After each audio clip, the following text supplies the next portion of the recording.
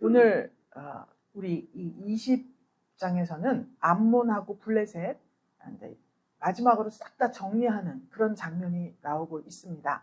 19장에서 또 18장에서 모압 또 암몬에 먼저 전쟁을 치렀죠. 암몬과 함께. 그런데 이 20장에서는 해가 돌아와서 왕들의 출전할 때가 되면 이렇게 말을 합니다. 이때 당시에 팔레스타인 지역에는 겨울이 우기예요. 겨울이 우기라서 농사를 지어야 되잖아요. 그래서 농사를 고려해서 전쟁을 쉽니다. 이때는 다 약속이 돼 있어요. 그래서 출전할 때가 되면 해가 돌아와서 이것은 이제 농사 짓는 시기가 끝나고 그때 이제 다시 전쟁을 마저 마무리하러 그렇게 출전했다는 말을 하고 있습니다. 한 나라와 공동체를 이루는 데에는 생사고락을 함께한 사람들이 항상 있습니다. 이스라엘 왕이 된 다윗에게도 유능한 사람들이 많이 있어요. 마찬가지로 나라에서도 그렇고 또 교회에서도 그렇고 개척 멤버라고 하죠. 이 개척할 때 같이 힘과 능을 보탠 그런 생사고락을 함께한 죽을 각오로 기도하고 함께 무릎을 들인 이런 개척할 때 같이 한 이런 사역자들이 있습니다. 국가에서도 주권자가 바뀌면 밑에 행정부 조직들이 다 바뀌잖아요. 마찬가지로 지금 이 20장 또 19장 우리 전쟁을 치를 때마다 하나님께서는 다윗의 용사들이라고 해요. 다윗과 다윗의 용사들의 손에 이렇게 나오죠. 지금 8절에도 다윗과 그 신복의 손에 다 죽었다 이렇게 기록이 되어 있습니다. 그래서 다윗의 어떠함이 다윗의 신복들, 다윗에 소속된 장관들이나 두목들 그들이 다윗을 본받았기 때문에 다윗이 한 대로 따라하는 거예요. 그래서 다윗의 용사들이라고 그렇게 표현을 하고 있습니다. 오늘 이 암몬 쳐들어갔는데요. 1절부터 3절까지 보면 암몬 자손의 땅을 회파했다 그랬어요. 나가서 요압이. 그러면 이 암몬이라는 것은 누차에 걸쳐서 설명드렸지만 오늘 마무리로 암몬 족속은 아브라함의 조카 롯의 아들들 모압과 암몬이 있습니다. 근데 그 아들들의 출생이 세상 풍속을 쫓아가다가 보게 된 아들들이에요. 그래서 이스라엘하고는 불구대천지 원수로 지내고 있습니다. 쫓겨났어요. 요단 동편으로. 그래서 암몬이 항상 이스라엘을 대적하려는 마음이 있어요. 왜 그러냐면 이스라엘은 하나님의 말씀과 언약에 의해서 세워지는 나라이고 유지되는 나라잖아요. 그런데 자기들은 그 여호와의 총회에서 쫓겨난 부류들이거든요. 그렇기 때문에 항상 이 이스라엘을 대적하려는 마음이 있는 거예요. 이 두 나라가 우리 안에 있다는 거예요. 하나님을 섬기는 하나님의 나라, 하나님의 말씀과 하나님의 율례와 규례와 법도를 잘 지키고 정말 하나님으로부터 복을 받고 하나님을 의지해서 무슨 일인가를 하려는 그 나라가 하나님 나라가 내게 있잖아요. 그런데 내 본성이 원래 범죄를 해서 쫓겨난 아담의 후손으로서 죄성이 나에게 있습니다. 그래서 세상 풍속을 쫓아가고 그런 것들이 좋아 보이는 그러한 안목이 나에게 있는 거예요. 그래서 그 나라에서 살다가 주님을 영접하고 하나님 나라 백성으로 살으려니까 치열한 전투가 벌어지게 되는 것입니다. 오늘 그 전투를 하는 거예요. 이 전투는 끝나질 않아요. 계속 되는 거예요. 주님 오실 때까지 계속 되는 거예요. 가다가 더러는 실족하기도 하고 더러는 옆길로 가기도 하고 이렇게 하지만 한 번 주님께서 딱 언약으로 붙잡은 백성은 절대로 하나님이 놓치지 않으신다는 거예요. 우리가 끈질기고 우리가 목적을 향해 달려가는 무슨 그런 강한 마음이 있고 그것이 아니라는 거예요. 오늘 이것에 대해서 지금 다 기록을 해놓았습니다. 이 암몬 족속, 이 암몬의 수도가 라빠예요. 오늘 1절에 보면 요압이 라빠를 쳐서 함락시켰다 그랬죠? 암몬의 수도가 이 라빠인데 여기가 중동 전 지역에서 아주 통틀어서 최고의 요새라고 합니다. 높은 데 있어요. 이 암몬 지역, 지금 요르단 지역이거든요. 근데 가봤는데 정말 거기는 풀 한 폭이 없는 그런 그냥 돌만 있는 그런 곳이에요. 근데 그 산 꼭대기로 막 올라가서 강들이 이렇게 있는데 지나갔는데요. 고원이에요, 고원. 근데 아주 온도가 한 50도 되는데요. 일단 그늘에 들어가면 시원해요. 습도가 없기 때문에.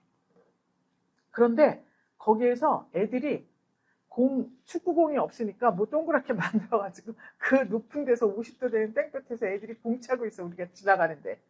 그러니까 다 어떤 환경이든지 사람은 살아가게 되어 있습니다. 그래서 그 나라를 가면 그 나라 음식을 먹어야 돼요. 그래야지 그 나라 기후나 환경에 적응을 할 수가 있어. 갈 때 우리 뭐 고추장, 멸치 막 싸가지고 갔는데요. 그 여기서 가져가면 그런 거보다는 그 나라 음식을 먹어야 돼요. 벌레도 많고 그런데 막 물리고 그러잖아요. 근데 그 나라 사람들은 별로 물리지도 않아요. 그 나라에서 먹는 풀이나 또 음식이나 이런 것들이 다 그런 것에 대해서 저항을 하게 되어 있기 때문에 그렇습니다. 어디 가실 때 반찬 싸가지고 가지 마세요. 이렇게 고원 지역에 있는데 갑자기 다윗의 그 나라가 여기 지역의 핵심 세력으로 막 부상을 하잖아요. 그러니까 이스라엘을 견제하게 된 거예요. 그래서 아버지 때는 어떻게 잘 지냈는데 이 아들이 다시 왕위를 이어받으면서, 지난 시간 이야기예요. 아들이 하느니 이어받으면서 이스라엘을 대적하게 됩니다. 그래서 전쟁이 벌어졌어요. 지난번에 한번 했고, 오늘은 이제 2차로 농사 시기를 다 지나서 우기가 지난 다음에 왕들이 출전할 때가 됐다. 그래서 군대를 거느리고 갔는데 요압이 라빠를 쳐서 당장 함락시켜버렸다. 간단하게 나와 있습니다.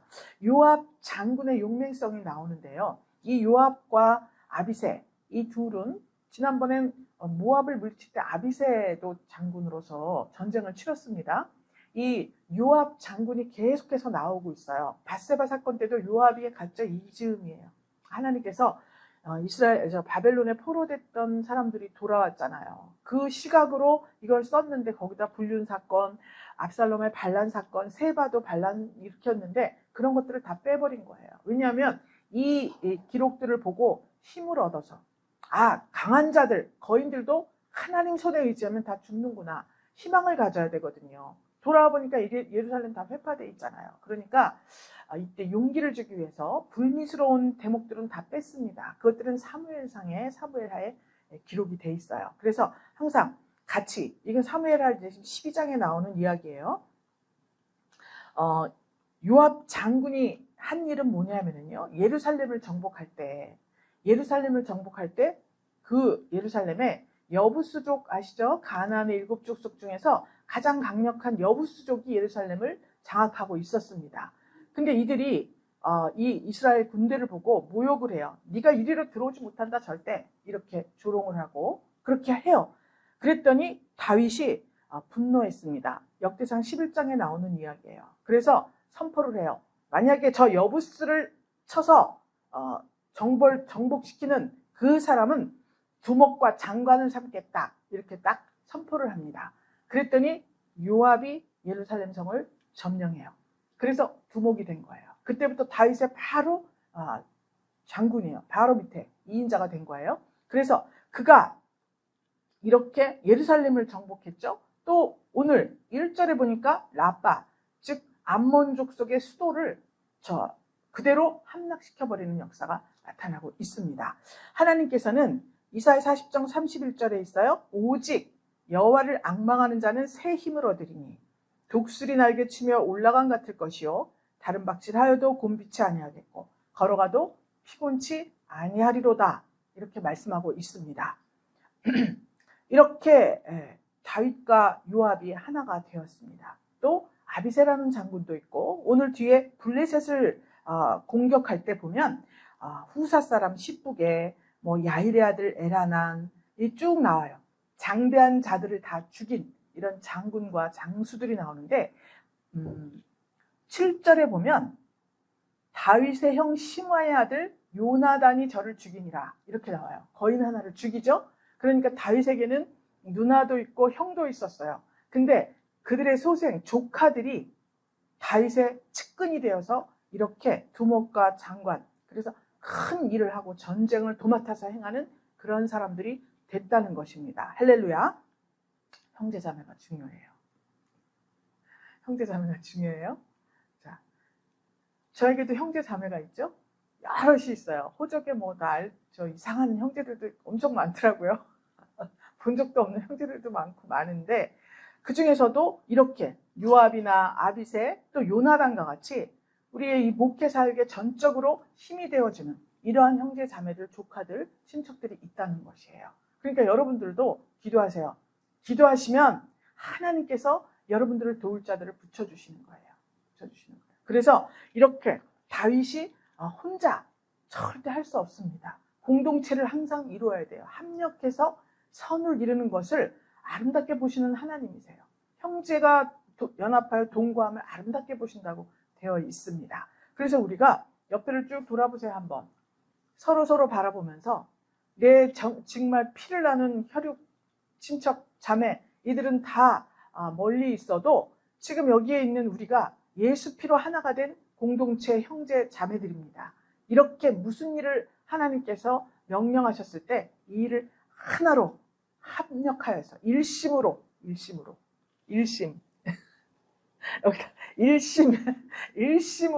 이 하나님의 사역을 감당해야 되는 책임이 우리에게 있는 것입니다. 그래서 성도는 예수 그리스도가 주신 힘으로 마귀의 권세를 물리치고 하나님 나라 건설에 앞장서는 이러한 사명을 반드시 마음 깊이 새겨야 하는 것입니다. 마태복음 10장에 있어요. 자기 목숨을 얻는 자는 잃을 것이고 자기 목숨을 잃는 자는 얻으리라. 무엇을 얻습니까? 하나님 나라를 얻는 거예요. 하나님 나라를. 그래서 하나님께서는 우리가 쉼 없이 계속해서 새 힘을 받고 또 받아서 하나님을 앙망하며 나아갈 때 하나님께서는 우리에게 계속해서 새 힘을 공급해 주신다고 말씀하고 있는 것입니다. 이렇게 하여서 반드시 우리는 이 거인들이 다 내 속에 나를 장악하고 있는 장대한 자의 세력들이 전부 다 죽어버리는 그러한 한 주간으로 삼아야 됩니다. 1절에 나와 있어요. 19장 15절 한번 볼까요? 그 앞에 19장 15절에 보면 암몬 자손이 아람 사람의 도망함을 보고 저희도 요압의 아우 아비새 앞에서 도망해서 성으로 들어갔다. 그리고 요압이 예루살렘으로 돌아왔다. 그랬죠? 아까 말씀드렸듯이 이제 전쟁 때를 약속해놨어요. 이제 이 우기 동안 겨울 동안은 전쟁 안 한다. 각자 간 거예요. 그래서 예루살렘으로 왔고 2차 전쟁이 2절에 벌어지고 있습니다. 다윗이 요압이 라빠를 쳐서 함락시켰더니 다윗 왕을 불러왔어요. 그 왕의 머리에서 보석이 있는 면류관을 취해서 그 면류관을 다윗의 머리에 썼다. 이렇게 기록이 되어 있습니다. 이건 여기는 이렇게 써 있는데 그리고 그 성에서 노력한 물건들이 많이 내왔다. 이렇게 되어 있는데요. 이것을 히브리어로 번역해서 이렇게 그 뜻을 살펴보면 그 왕의 머리에서 다윗의 머리에 썼다. 이 말이 무슨 의미냐면요. 이 암몬 지역에서는 밀곰이라는 우상을 섬기고 있었어요. 밀곰이라고도 하고 말감이라고도 하고 몰렉이라고도 합니다. 여러분 몰렉에 대한 거 들어보셨죠? 어린아이를 제물로 삼아서 제사를 받아요. 그 우상의 영광을 빼앗았다. 이런 의미가 있습니다. 이 대목이. 그러니까 그들은 그들의 신의 이름으로 전쟁을 합니다. 그런데 항상 우리 이 다윗의 용사들과 다윗은 하나님의 이름으로 가서 전쟁을 하잖아요. 그러니까 그들의 그 우상의 영광을 빼앗아서 머리에 썼다는 의미가 되는 것입니다. 그래서 그 면류관을 빼앗아 쓴 거예요. 그래서 하나님의 승리를 말하는 거예요. 이게. 그래서 3절에 보면 그 가운데 백성을 끌어냈다 그랬습니다. 물건을 무수히 내어오고 전쟁에 승리하고 영광을 완전히 빼앗았는데 그 가운데 백성들을 끌어내서 톱질, 썰해질, 도끼질을 하게 했다 그래요. 톱질하고 썰해질하고 도끼질하는 건 이거는 언제 하는 거죠? 건축할 때 하잖아요. 그러니까 전쟁으로 승리를 했는데 전쟁으로 성읍이 다 망가졌을 거 아니에요. 그죠? 그래서 백성들을 불러내어서 이렇게 성읍을 재건하는 일을 시킨 거예요. 너는 그냥 어떤 노력이나 또 착취나 이런 것이 아니라 이 새로 라빠성을 취하게 됐죠? 다윗이. 그러면 이들이 이제 나의 국민이 되는 거잖아요. 나의 백성이 되는 거잖아요. 그래서 이들에게 일자리를 주고 또 이 성읍을 재건해서 잘 살 수 있도록 그렇게 정리를 한 거예요. 다윗이. 그러니까 무조건 다 전쟁을 해서 다 죽여라 이럴 때도 있지만 지금 다윗 왕국은 자기 백성뿐만이 아니라 이웃의 모든 이방인들도 주님을 섬긴다 그러면 다 받아주는 이런 아주 복음적인 그런 왕조예요. 그래서 인재를 등용하는 것도 죄를 묻지 않습니다. 그렇죠? 각처에서 다 달려와서 내가 하나님 나라 다윗 왕조를 위해서 일하겠다. 그럼 다 받아주잖아요. 그래서 이 랍바성도 다윗이 그렇게 백성들에게 일자리를 주고 성읍을 재건하게 만들어서 그 성에 사는 사람 그대로 살면서 그러나 이 하나님 나라에 복속시키는 거죠.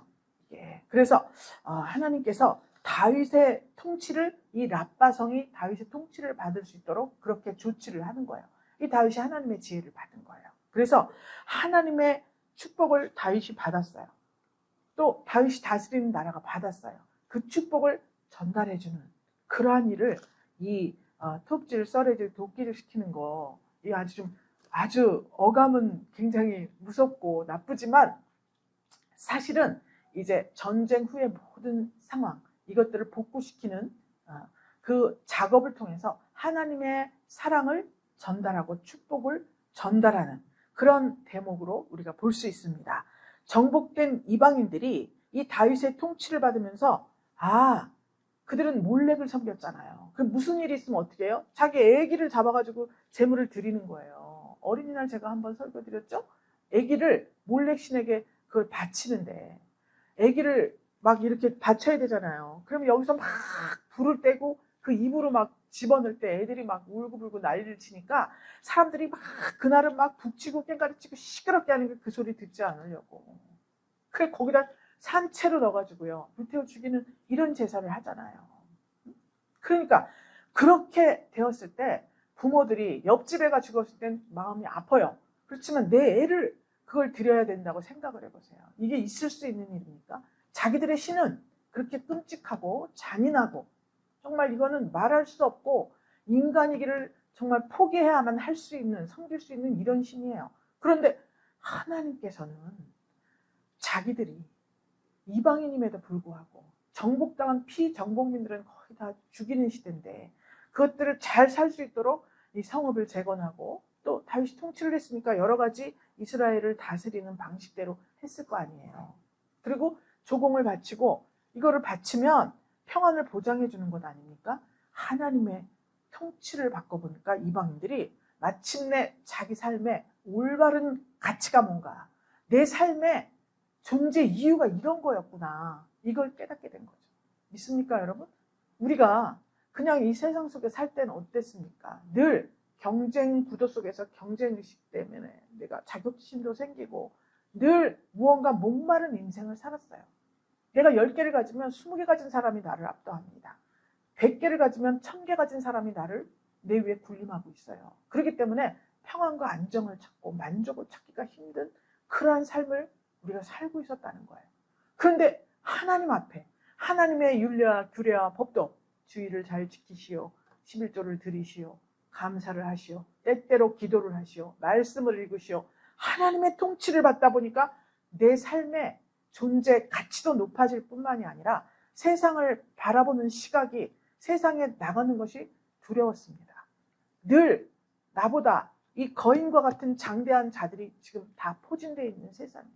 거인들 장대한 자들이 누구예요? 실력을 너무너무 잘 갖춘 자들이에요. 하다못해 맨 마지막에는 손가락 발가락이 하나씩 더 있는 6개씩 있는 이런 장대한 자들이 있었어요. 이것은 뭐예요? 능력이 출중해. 탁월해. 타의 추종을 불허하는 그러한 모든 것들을 갖추고 있는 자들이에요. 이 장대한 자들. 그런 세상 속에서 내가 정말 피나는 노력과 어떻게든지 내가 저 자리에 오르려고 애쓰고 힘쓴 결과 변수가 생기잖아요. 그대로 되면 얼마나 좋겠어요. 내가 목표를 세워서 뭘 해야겠다. 저 자리에 가야겠다. 그래, 실력은 충분히 되는데 변수가 생겨버리면 그 자리에 못 가는 거예요. 그렇기 때문에 이렇게 자기 존재 가치와 의미를 나타나는 어떤 것으로 그런 것으로 참 만족하고 살던 나. 그러나 내가 가질 수 없는 쓸 수 없는 그 자리에 대한 그러한 두려움 또 갈증 이런 데서 살다가 주님 앞에 나오니까 하나님의 사랑을 받고 하나님의 은혜를 받아서 장대한 자들도 갈 수 없는 자리에 나를 세워주시고 내가 가질 수 없고 누릴 수 없는 모든 것들을 나에게 누리게 해주신다는 거예요. 그러니까 그것이 좋아서 그런 것도 있지만 하나님이 이런 분이구나. 보잘것없는 이러한 인생에게도 하나님을 의지하고 여호와의 이름으로 나아갈 때 정말 장대한 자들을 능가하는 그러한 크신 은혜와 축복을 주시는 분이구나. 내가 무슨 일을 할 때 내 존재 가치가 드러나는 것 아니겠습니까?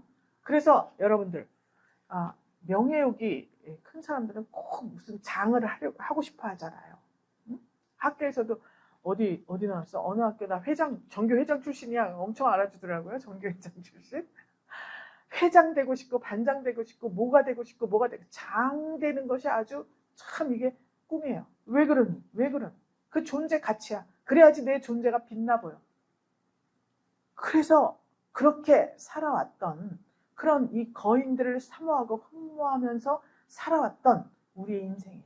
그런데 이 다윗의 통치를 받으니까 하나님께서 주시는 그 축복이 어마어마하고 주시는 그 은총은 남녀노소 또 유대인, 이스라엘인, 이방인 상관하지 않고 주님을 의지하기만 하면 주님이 예수 그리스도와 같이 그렇게 장성한 분량에 이르도록 살아갈 수 있는 힘과 능을 주시더라는 거죠.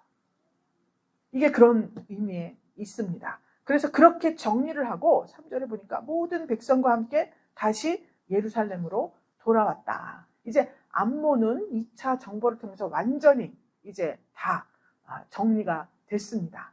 그 다음에 문제가 4절부터 8절까지 있는 지금 말씀드린 이 장대한 자들이 있습니다. 블레셋은 원래 거인들이 있는 곳이라 그랬죠. 끊임이 없이 이 블레셋이 쳐들어와요. 지금도 팔레스타인 지역하고 분쟁이잖아요. 계속해요. 그런데 이 영적 전쟁에서 장대한 자를 죽이게 되었습니다. 사단 마귀는요 결코 허약한 존재가 아니에요. 그는 얼마나 센 존재냐면 베드로전서 5장 8절에 보면 우는 사자처럼 두루 다니면서 삼킬 자를 찾는다는 거예요. 그런데 어떻게 이 블레셋을 물리칠 수가 있나요? 다윗이 양을 칠 때 이야기를 합니다. 골리앗이 나왔을 때 야 형들이 그래요. 야 너 지금 전쟁 구경하러 왔어? 어디서 막 그랬어요. 아니다. 내가 사울 앞에 가서 말을 합니다. 내가 나가서 골리앗을 쓰러뜨리겠다. 이렇게 말을 하니까 사울이 네가 어떻게 그렇게 할 수가 있어? 어린 소년이 이렇게 말했습니다. 내가 사자의 발톱과 곰의 발톱에서 하나님께서 나를 지켜주셨습니다. 사자가 와서 내 양을 물면 내가 그 입에서 내 양을 건져냈고 곰이 와서 그렇게 했으면 내가 그 입을 벌려서 내 양을 구해냈다. 내가 사자를 쳐서 죽였다. 막 이렇게 말을 해요. 사자의 발톱과 곰의 발톱에서 지켜주신 하나님이 오늘 저 골리앗, 저 무례한 저 백성 블레셋 대표 저 골리앗을 하나님께서 반드시 쓰러뜨려 주실 것이다. 이렇게 고백을 합니다. 이런 마음이 있어야 돼요. 그래서 우는 사자처럼 두루다니며 삼킬 자를 찾지만 다윗은 그 사자의 입을 찢었던 사람이에요. 그렇기 때문에 오늘 승리할 수가 있는 거예요. 고린도후서 11장 4절에 14절에 있습니다. 그렇게 강력한 악한 모습으로 삼킬 자를 찾는가 하면 사단 마귀는 때로는 광명의 천사처럼 가장해서 성도를 대적한다고 나와 있습니다. 광명의 천사로 대적하면 넘어가기가 쉽습니다. 나에게 모든 것을 해줄 수 있고 굉장히 에덴 동산의 뱀이 하와에게 그랬잖아요. 너 하나님같이 돼. 이게 광명의 천사예요. 우리가 어떻게 하나님같이 될 수가 있습니까? 근데 그렇게 되고 싶은 마음이 내 안에 있기 때문에 그 말을 그만 받아들이고 말았어요. 이렇게 사단 마귀는 이 성도가 영의 세계를 모르고 사단의 깊은 것을 모르면 넘어갈 수밖에 없어요. 마귀가 세운 그 괴계가 때로는 강력하게, 때로는 광명의 천사처럼 이렇게 다가왔을 때 그에게 그만 먹혀서 종로로 탈 수밖에 없게 되는 것입니다. 그래서 우리가 인생이 순탄치가 않다. 왜 그렇습니까? 이것을 깨닫지 못해서 그래요. 밝혀내지 못해서 그래요. 영적 전쟁을 하는 건 전쟁할 대상이 누군지를 알아야 전쟁을 할 것 아니겠습니까? 그런데 강력한 천사로 오면 하나님이 내게 복을 주시는구나. 강력하게 오면 복종하면 그만이지. 이렇게 하면서 이 성도로서의 권리와 하나님이 주신 권세를 뒤로 숨겨버리고 마는 거예요. 그래서 사단 마귀에게 끌려다니는 겁니다, 여러분. 믿습니까? 그래서 이 다윗의 용사들이 블레셋과의 싸움에서 3번에 걸쳐서 장대한 자들을 죽이는 장면이 나와요. 4절에 보면 10배 쳐 죽였다 그랬어요. 5절에는 라흠이 골리앗의 동생입니다. 6절에서는 키 큰 자인데 손 발가락이 다 6개씩 있는 24시 있는 장대한 자의 소생이다. 이렇게 나와 있습니다. 그런데 전부 물리쳤어요.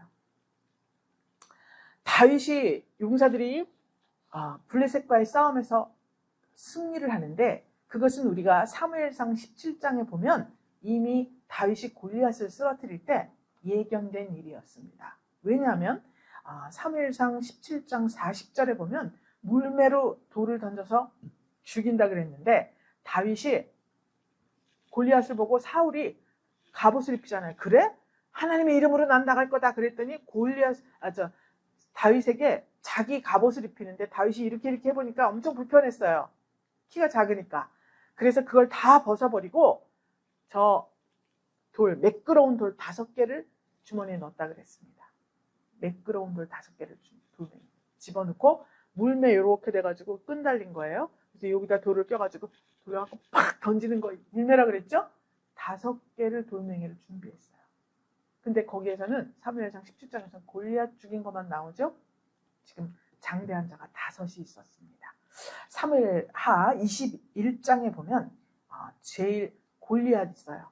그 다음에 이스비브노비라는 거인이 또 있었습니다. 그 다음에 지금 여기 나온 10배 라흠이 키 큰 자, 손가락 발가락 여럿 있는 자 6개씩 있는 이렇게 5명의 거인이 죽는 것이 나와 있습니다. 이걸 오늘 가서 읽어보세요. 이들의 특징이 뭔가. 누구는 손이 막 창 배틀자루 같고 누구는 여러 가지 손가락이 많고 누구는 정말 장대하고 이렇게만 써 있잖아요.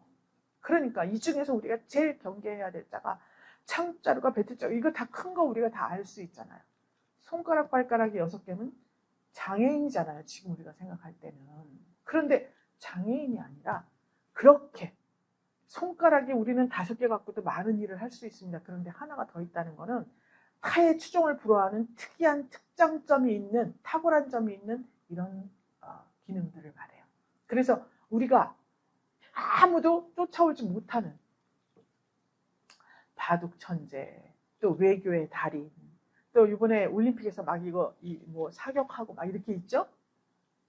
그들이 그렇다는 이야기가 아니라 그런 식으로 모든 사람 앞에서 금메달 감인 그러한 실력과 능력을 갖춘 자들을 말하고 있는 거예요.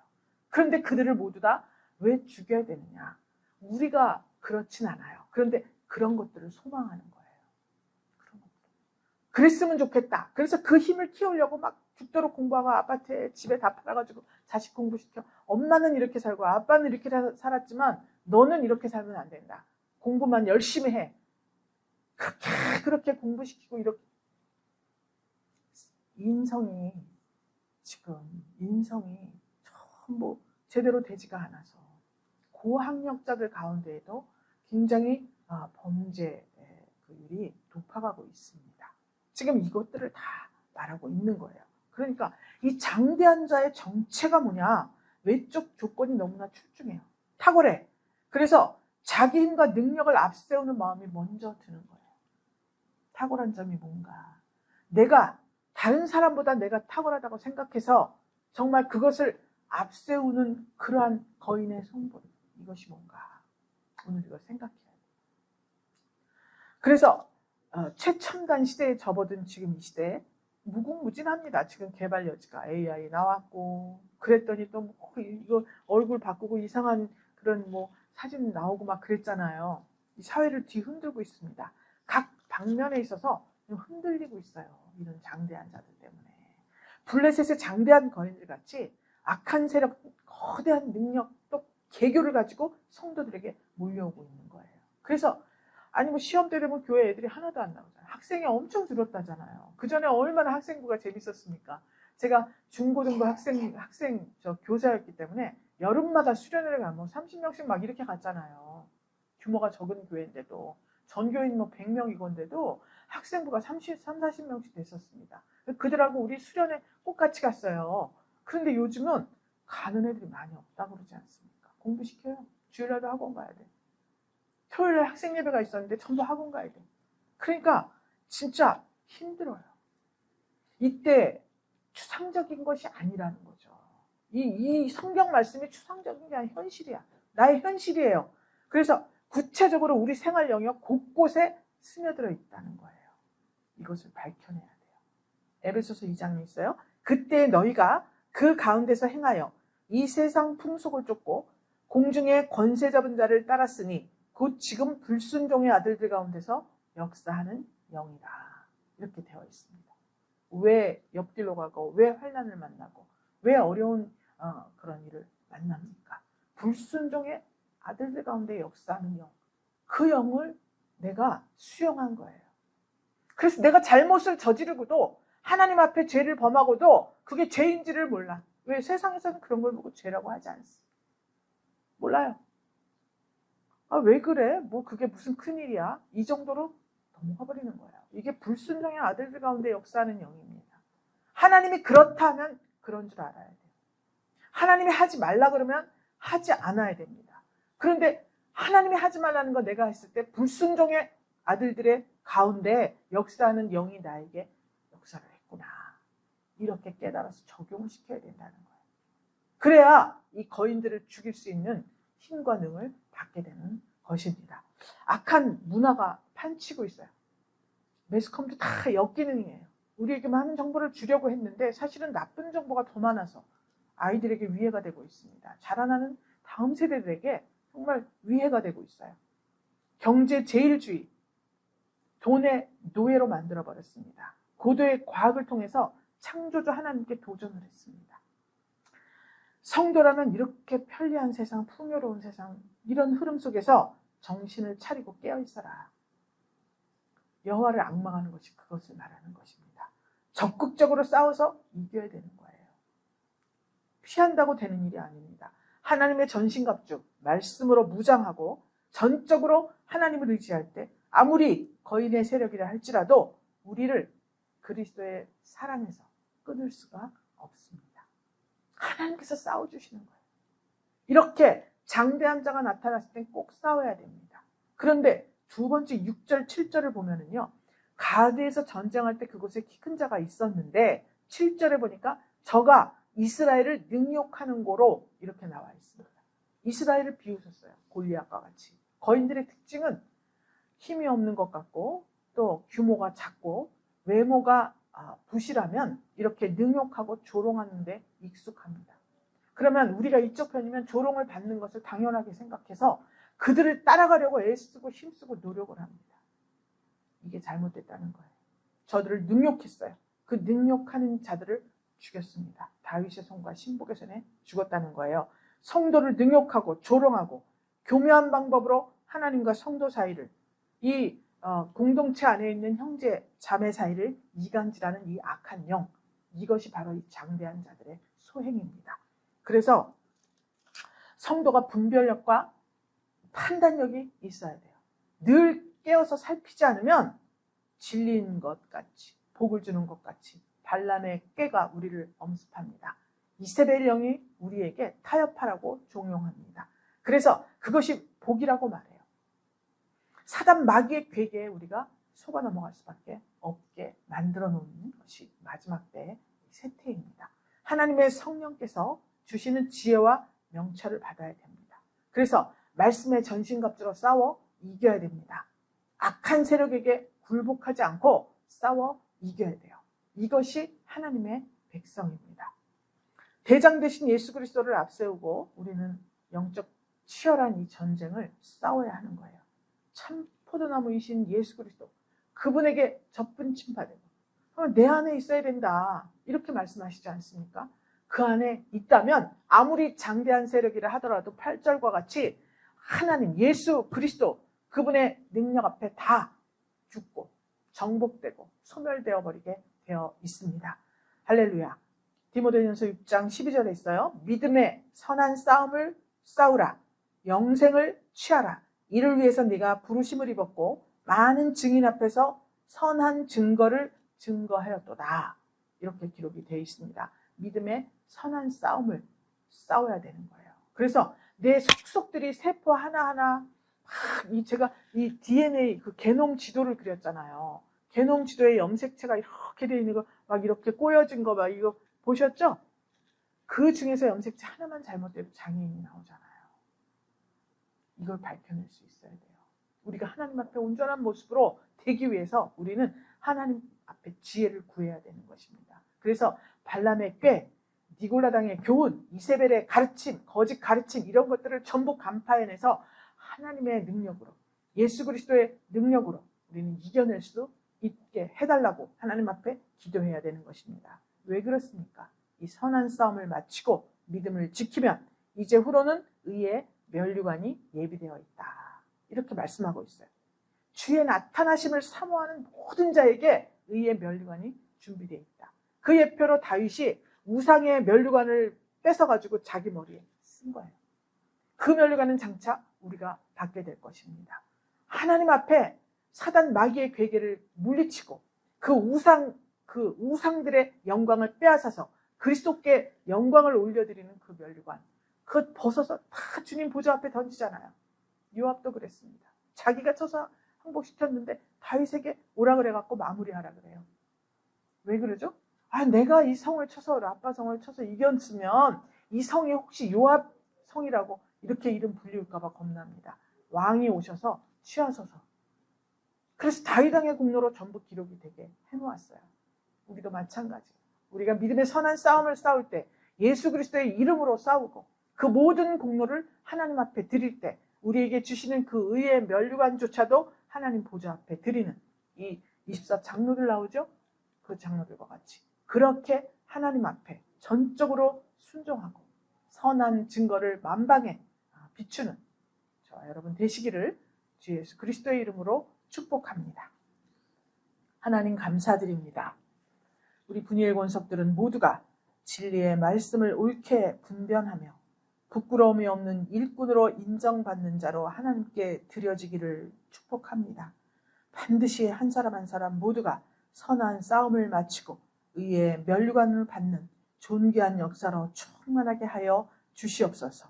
이 일을 위해서 육신의 정욕, 안목의 정욕, 이생의 자랑을 모두 버리고 장대한 자의 이 더럽고 추악한 그러한 성분을 모두 십자가 밑에 묻어버리고 예수 보혈의 공로로 말미암아 거룩하고 신실한 이 다윗의 용사들 같은 그리스도의 용사들로 세워지기를 간절히 축복하며 살아계신 예수 그리스도 이름으로 기도 올리옵나이다.